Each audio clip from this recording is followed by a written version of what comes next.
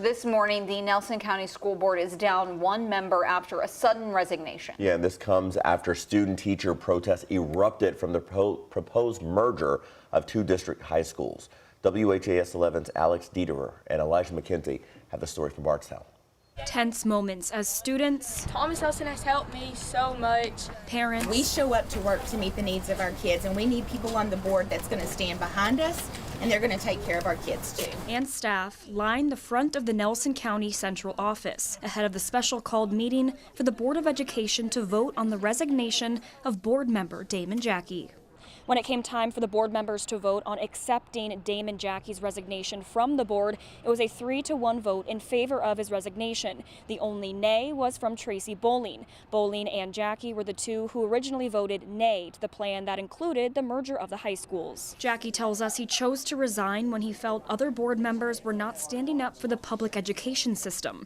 But whenever I started seeing that there were certain board members that were doing things that make my head kind of scratch and go, that doesn't seem right. And then something else happens. And then we've got 3 board members that have apparently refused to listen to the overwhelming majority of the community on this topic of the one high school. The other board members left without addressing the merger, leaving students and families with questions and concerns for the high school's future. Alex Dieterer, WHAS11 on your side. Now, the board can start the selection process for new board members on November the 22nd and must choose a new one by December 22nd. The next full school board meeting is set for November 14th. An Indiana man convicted of killing his wife and a bystander will learn his sentence today. Back in August, a Floyd County jury found Sherrock Douglas guilty on 2 counts of murder, attempted murder of a police officer, and robbery. Douglas killed his wife Brandy and a man named Lauren Yell at a New Albany gas station in 2022. His sentencing is set for this morning at 8:30. We've got an update this morning for you on the Crystal Rogers case. Brooks Houck, the man charged in connection with her death, is now asking a Nelson County court to dismiss the judge assigned to his case. Houck's attorney claims Judge Charles Sims has demonstrated bias toward Houck. He points to a 2017 custody case involving Houck's girlfriend. The motion includes an order from Sims where he wrote, quote, "This court is simply astonished that she would want a relationship with a man who is the prime suspect in the disappearance and presumed death of his previous girlfriend." Attorneys say this proves the judge has a hostile view of Houck. The motion also argues Houck's bond is excessive and shows his inability to be impartial. Houck is expected back in court on February 8th. He is appealing the judge's ruling to keep that bond at $10 million. We're turning now to a story that we first brought you yesterday as breaking news here on Good Morning Kentuckiana. We now know that what police first called an investigation in the Parkland neighborhood was in fact a shooting involving a police officer. The suspect, shot by police, is in the hospital in critical condition, and police say it all started as a home invasion. Chief Jacqueline Gwynn Billaroel says officers initially responded to 25th and Garland on a ShotSpotter call around 3:30 in the morning.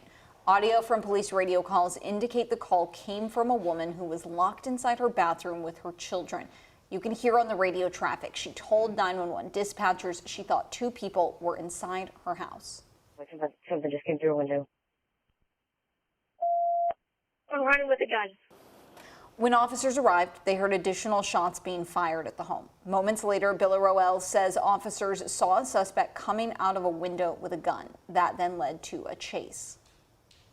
Officers gave verbal commands ordering the suspect to drop the gun. The suspect did not comply. Officers discharged their weapons, striking the subject several times.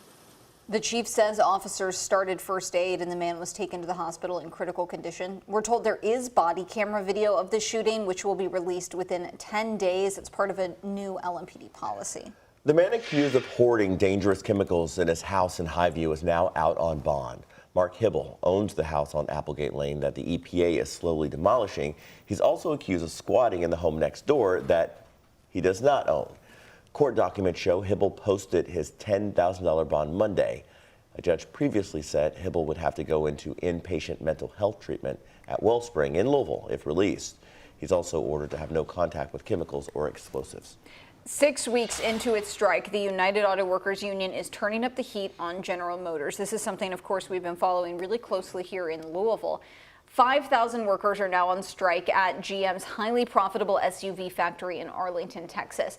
The union said the move came just hours after GM announced quarterly earnings and 4 days after the union president said GM's latest offer wasn't big enough. The Arlington factory makes large truck-based SUVs like the Chevy Tahoe, GMC Yukon, and Cadillac Escalade.